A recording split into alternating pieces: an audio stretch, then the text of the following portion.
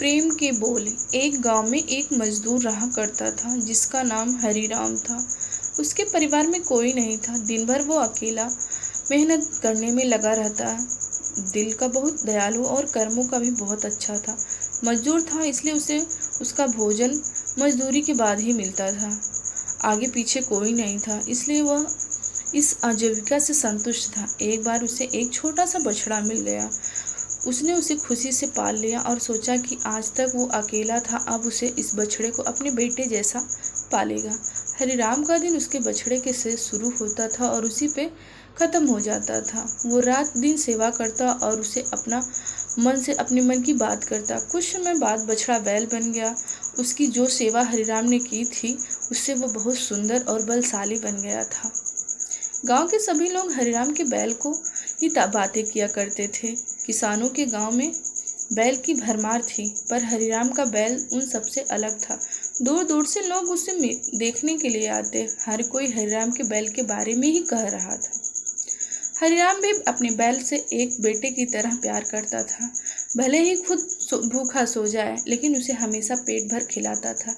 एक दिन हरिराम के स्वप्न में भगवान शिव नंदी का बैल आया। उसने कहा कि हरिराम, तुम निस्वार्थ सेवक तो हो। तुम खुद अपनी तकलीफ को छोड़कर अपने बैल की सेवा किए हो, इसलिए मैं तुम्हारे बैल को बोलने की शक्ति दे रहा हूँ। इतना सुनते ही हरिराम जाग गया और अपने बैल के पास गया। उसने बैल को सहलाया और मुस्कुराते हुए कहा कि भला बैल कैसे बोल सकता है। तभी अचानक आवाज आई, बाबा, आपने मेरा ध्यान पुत्र की तरह रखा है। मैं आपका आभारी हूँ और आपके लिए कुछ करना चाहता हूँ। यह सुनकर हरिराम घबरा गया और उसने खुद को संभाला और तुरंत बैल के ही गले लगा लिया। उसी समय वह अपने बैल को नंदी कहकर पुकारने लगा। एक दिन भर वह काम करते करते नंदी से बातें करते रहा। गरीबी की मार बहुत नंदी के हरिराम को पेट भर देता था, लेकिन खुद भूखा सो जाता था। इस बात से नंदी को अच्छी नहीं लगती थी।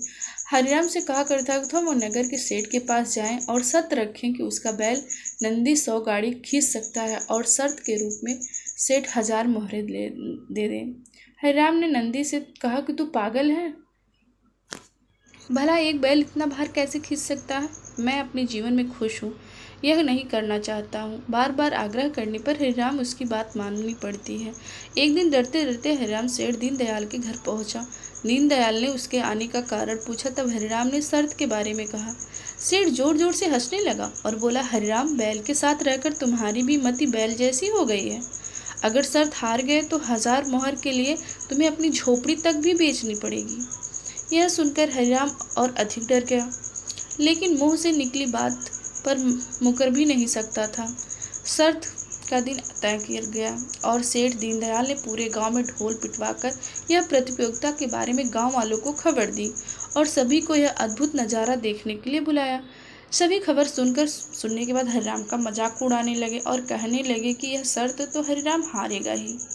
यह सब सुनकर हरिराम और अधिक डरने लगा। उसने नंदी से घृणा होने लगी और वो उसे कोसने लगा। बार बार उसे कोस देता, कहता कि कहाँ मैं बैल के पाल लिया, मेरी अच्छी भली जिंदगी कट रही थी, इसके कारण सर से छत भी चले जाएगा और लोग थू थू भी करेंगे। अब हरिराम को नंदी बिल्कुल ही रास नहीं आ रहा था। वह दिन आ गया था जिस दिन प्रतियोगिता होनी थी। 100 माल से भरी गाड़ियों के आगे नंदी को जोता गया और गाड़ी में खुद हरिराम बैठ गया। सभी गांव वाले यह नज़ारा देखकर हंस रहे थे और हरिराम को बुरा भला कह रहे थे। हरिराम ने नंदी से कहा, तेरे कारण मुझे इतना सुनना पड़ रहा है। मैंने तुझे बेटे जैसा पाला था और तूने मुझे सड़क पर लाने का काम किया। हरिराम के ऐसे घृणित शब्दों के कारण नंदी को गुस्सा आ गया और उसने ठान ली कि वो एक कदम ही आगे नहीं बढ़ाएगा और इस तरह हरिराम शर्त हार गया तथा सभी ने उसका मजाक उड़ाया और उसे अपनी झोपड़ी सेठ को देनी पड़ी। अब हरिराम नंदी के साथ मंदिर के बाहर पड़ा हुआ था और नंदी के सामने रो रो कर उसे कोस रहा था कि उसकी बातें न सुनी और सही होती तो यही दिन न देखना पड़ता। बाबा, नंदी बोलता, बाबा, हरिराम तुम्हारे कारण यह सब। हरिराम चौंक कर कहता है, मेरे कारण क्यों हुआ है? तुमने भांग खा ली है क्या? नंदी ने कहा, तुम्हारे प्रेम बोल के कारण भगवान ने मुझे बोलने की शक्ति दी और मैंने तुम्हारे लिए ये सब करने की सोची, लेकिन तुम उल्टा मुझे कोसने लगे। और मुझे भला कहने लगे। मैं अपनी ठान ली, मैं तुम्हारे लिए कुछ नहीं करूँगा, लेकिन अब मैं तुमसे फिर से कहता हूँ कि मैं 100 गाड़ियाँ खींच सकता हूँ। तुम जाकर फिर से शर्त लगाओ और इस बार झोपड़ी के साथ 1000 मोहरे भी शर्त लगाना। हरिराम वही करता है और फिर से अनुसार गाड़ियाँ तैयार की जाती हैं और नंदी जोता जाता है उस पर। फिर हरिराम बैठता है और प्यार से सहलाता है, उसे गाड़ियाँ खींचने को कहता है। और इस बार नंदी यह कर दिखाता है जिसे देखकर सब स्तंभ हो जाते हैं और शर्त जीत जाते हैं। सेठ दीनदयाल उसे उसकी झोपड़ी और 1000 मोहर देता है। कहानी से हमें यही शिक्षा मिलती है, प्रेम के बोल से कहानी की शिक्षा मिलती है कि जीवन में प्रेम किसी से भी जीता जा सकता है। कहने के बाद प्रेम के समान ईश्वर भी झुक जाता है, इसलिए हमें प्रेम से ही बोलना चाहिए और सबके साथ रहना चाहिए। आई होप ये वीडियो आप लोगों को बहुत अच्छी लगी। अगर अच्छी लगी तो लाइक करिए, चैनल पर नया है तो सब्सक्राइब करिए।